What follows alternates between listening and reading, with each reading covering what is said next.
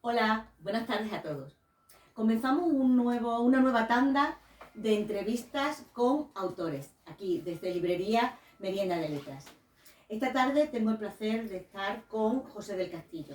José del Castillo es sevillano, aunque afincado en Nogales y de padres extremeños. Es una persona, yo diría que polifacética, porque escribe, eh, dibuja, fijaros que ahora mismo tengo una camiseta que me la ha regalado él, escribe también poesía, le encanta la naturaleza, es autodidacta en un montón de facetas. Y bueno, lo tenemos aquí para que nos hable de sus dos últimas publicaciones, Fábulas y leyendas de Nogales y Sacudiendo la muerte. Así también cubrimos sus dos facetas, la de poeta y la de escritor. Sacudiendo la muerte es un recopilatorio, ¿verdad?, de poesía, y Fábulas y leyendas, pues eso, son relatos sobre su localidad, sobre Nogales. A ver, a mí me gustaría saber cómo empezó a fraguarse el libro de fábulas de Nogales. Bueno, en principio, gracias Sol por darme la oportunidad. Esta es tu casa. Y Fábulas y Leyendas me empezó a fraguarse hace 25 años, cuando empecé a escribir el primer relato. Se llamaba La noche...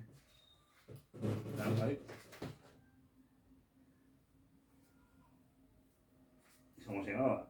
La madrugada del día de caza, que es un relato que escribí hace 25 años, aunque después lo he corregido. Y a raíz de ahí, después he escrito 2 o 3 más, y siempre he tenido la inquietud de hacer un libro y dedicárselo a Nogales. Y ahí pero que es extrapolable, porque, a ver, yo lo he leído y sí que hay cosas puntuales que te refieres al pueblo, pero luego hay historias bueno, que pueden ser, que la puedes leer en cualquier otro... Sí, porque la verdad es que están basadas en Nogales, hay algunos acontecimientos o leyendas que contaban que son reales, bueno, reales, son leyendas. Sí. No, después hay historias sobre, por ejemplo, el fenómeno, un relato, Sí, es de un personaje que existió. Lo que pasa es que yo después lo he trasladado a y lo he cambiado y le he dado mi forma de verlo, ¿no? De lo que me contaban, porque, claro, había gente que te contaban que era de una forma, que era de otra, y yo me sacaba una idea y, bueno, le escribí 2 relatos. Y la mayoría son invenciones, son fábulas más que leyendas. Leyendas en sí no son ningún. Y siendo poeta, ¿cómo ha influenciado tu poesía o tu forma de escribir poéticamente en lo que es la prosa? Pues la influencia, bueno, la influencia la lleva, sobre todo en el tema de las comas y en la expresión. Frases cortas, sí. No, en frases cortas y en la expresión, porque me comentaron que tenía que tener cuidado, ¿no? Porque claro, la prosa no es la poesía, pero reconozco que no soy el único que lo ha hecho. Pero porque cuesta mucho trabajo cambiar de la poesía a la prosa, cuesta, por lo menos a mí ahora mismo me está costando mucho trabajo. Y tiene influencia. A la hora de narrar hay mucha influencia de poesía, mucha prosa poética, entre comillas, mezclada con la prosa. ¿Y cómo te vienen las historias? ¿Cómo las vas recopilando por gente del pueblo? ¿Te vienen y te dicen, oye Pepe, mira esto, no sé qué? Bueno, algunas cosas son cosas que me han contado, como he dicho antes, y que la he llevado a mi terreno, a mi interpretación, pero la mayoría de ellas del libro son inventadas. Se me han venido porque ha habido una inquietud y yo he querido hacer el libro, y entonces estaba buscando una historia y siempre hay que, cuando estás buscando algo, quieres algo, siempre al final... Indagas y luego ya... o sin indagar. Muchas veces digo, voy a escribir algo, por ejemplo, bueno, la mayoría,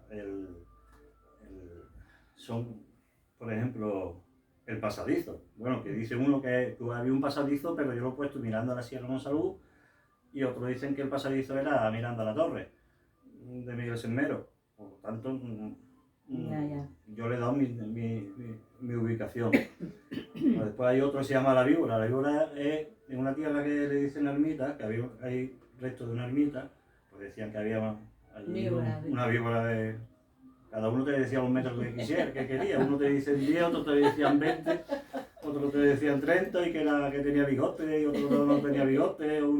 Bueno. Pero ese trabajo es interesante, ¿no? A la hora de, Sí, es curioso. de escuchar pero los relatos de las personas, sobre todo será gente mayor, ¿no? Sí, gente mayor y bueno, y gente de nuestra edad que también te lo cuenta, porque es una cosa que pasa. Sí, Que todavía hay gente que dice, el otro día estuve en la ermita y la vi, y digo, sí. Bueno, yo todavía no me la he encontrado, ¿no? Y después la mayoría pues son sobre. Yo me obcecaba en buscar un argumento para el relato y eran todos inventados, pero con mucha intencionalidad, o sea, así, con mucha idea de quererlo hacer. Ese tema. Y aunque sea un poco, esto ya es curiosidad, ¿hay posibilidad de otra segunda parte o de que hagas alguna? Porque yo sé que lo tuyo es la poesía, eso sí. Sí, eso sí, es verdad. Pero me están pidiendo que lo haga otra parte a la gente que lo ha leído. No lo sé si lo habrá o no. Vamos a ver. Ahora estoy con otro libro de relato en mano, pero que no tiene nada que ver con Nogales. Bueno, vamos a darle un poquito de descanso al tema de Nogales y ya veremos a ver si el año que viene vienen más cosas. Ahora me gustaría que pasáramos a Sacudiendo la muerte. Hola, José.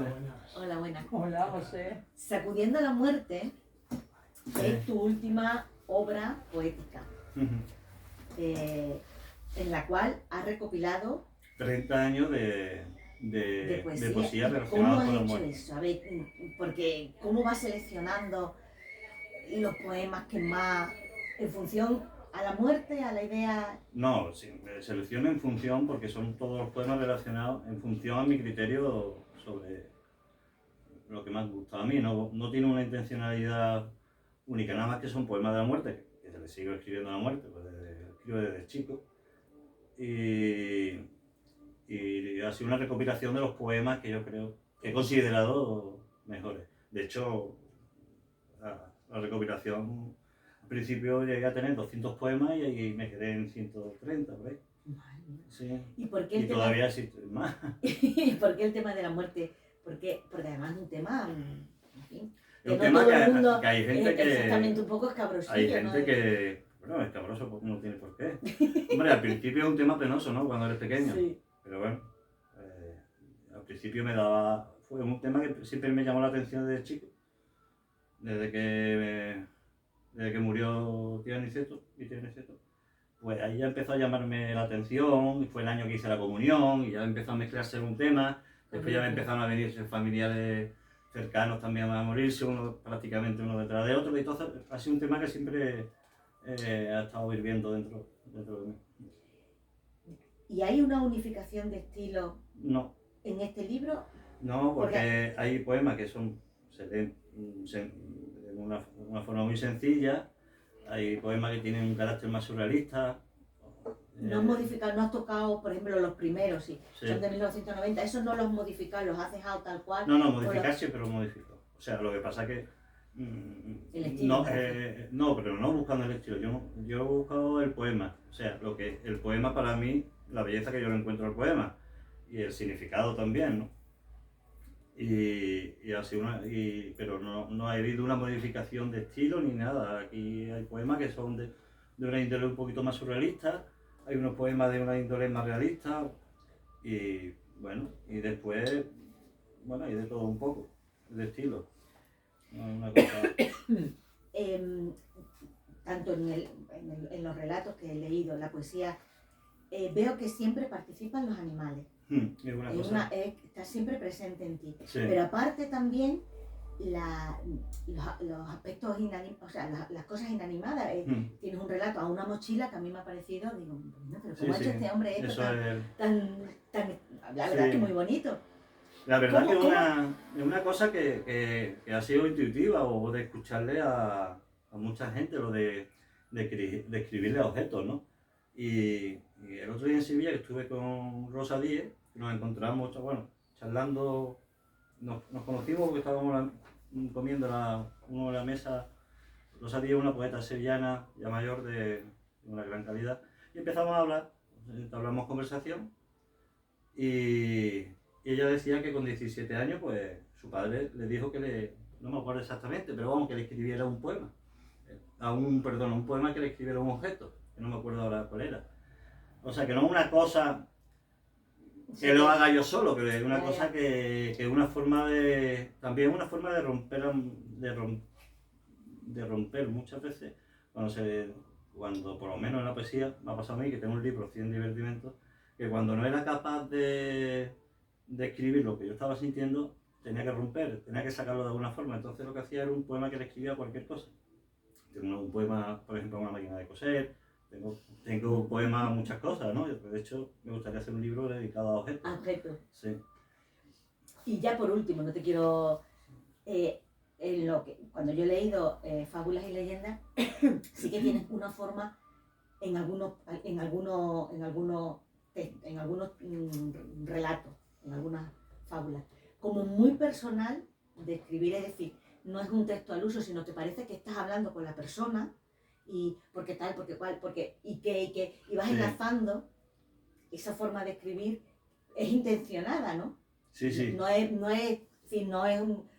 digamos, cuidando verbos tal, sino No, que vas no, no, uniendo frases y frases y frases. No, con el que, es muy coloquial, o sea, Coloquial, coloquial.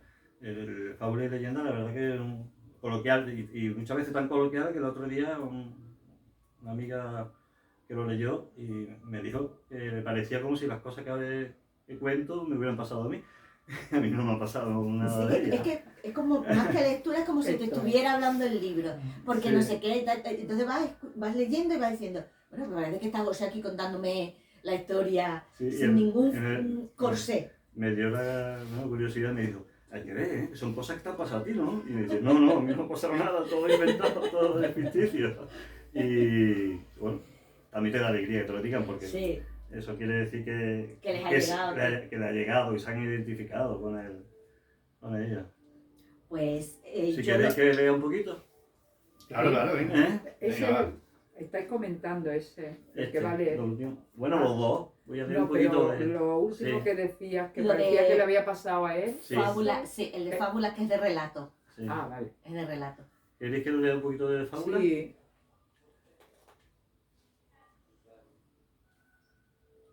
Voy a leer parte.